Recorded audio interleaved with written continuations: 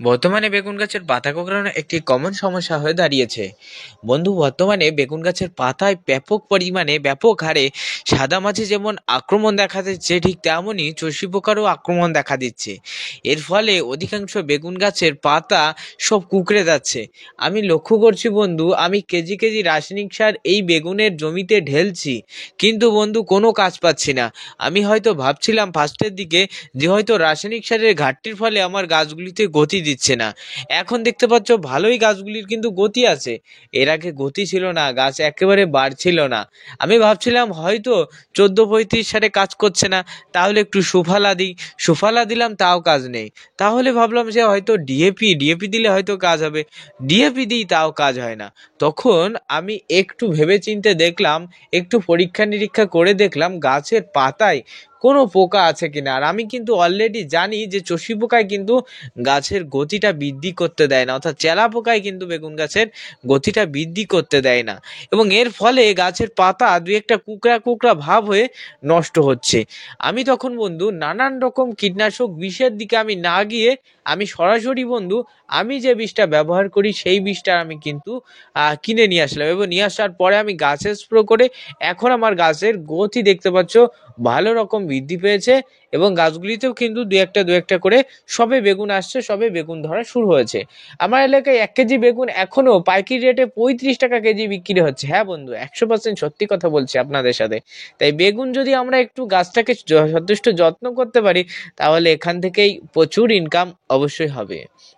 তাই বন্ধু, বেগুন গাছের পাতা কুঁকড়ানোর প্রধান কারণ কি সেটা কিন্তু এতক্ষণ তোমরা জানলে, যে এর প্রধান কারণ হলো, প্রধান দায়ী হলো সাদামাছি এবং চষি পোকা। এ কিন্তু ব্যাপক হারে বেগুন গাছের পাতাকে কুঁকড়ে সব নষ্ট করছে।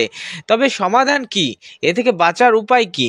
যখনই এইরকম পাতা কুঁকড়ানোর সমস্যা হবে, তখনই আপনি গাছের পাতায় ফার্স্টেই এই দেখতে পাবেন কচি কচি যে পাতা, একদম ডোগের মাথায় যে পাতা থাকে, সেই পাতা একটু খেয়াল করে চোখ একেবারে কাছে নিয়ে আপনি দেখবেন যে ওই পাতার উপরে কোনো পোকা, ছোট ছোট পোকা কিলবিল করছে কিনা, বা পাতার নিচে কোনো রকম হলুদ হলুদ পোকা আছে কিনা, বা দেখতে পাচ্ছেন যে পাতার নিচে একটু একটু একদম গুঁড়ো গুঁড়ো সাদামাছি থেকেও ছোট ছোট অনেকটা অনেকটা লালচে লালচে পোকা আপনি দেখতে পাচ্ছেন কিনা, এটা কিন্তু খেয়াল করবেন।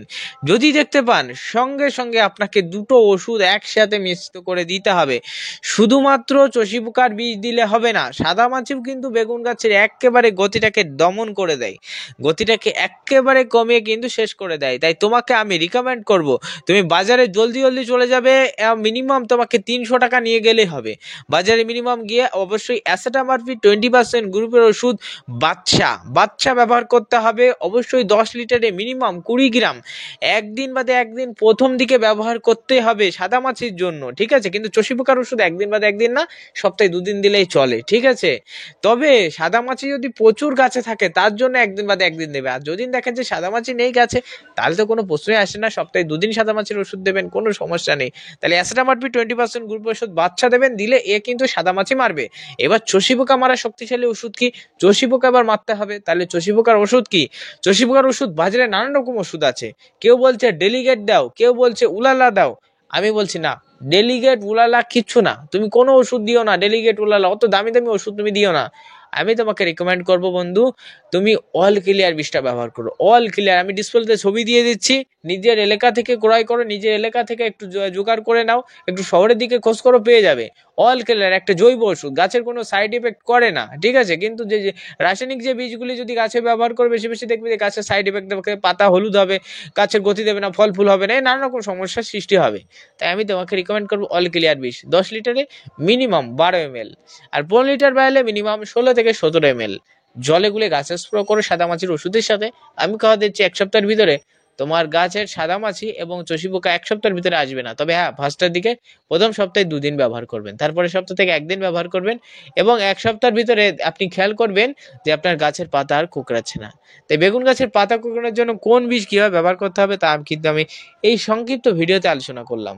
তো এই ভিডিও ভালো লাগলে প্রত্যেকে একটু লাইক করে দিও, চ্যানেল নতুন হলে সাবস্ক্রাইব করো, আর অবশ্যই ভিডিওটা একটু শেয়ার করে অন্য অন্য চাষিদের দেখার সুযোগ করে দিও। টাটা।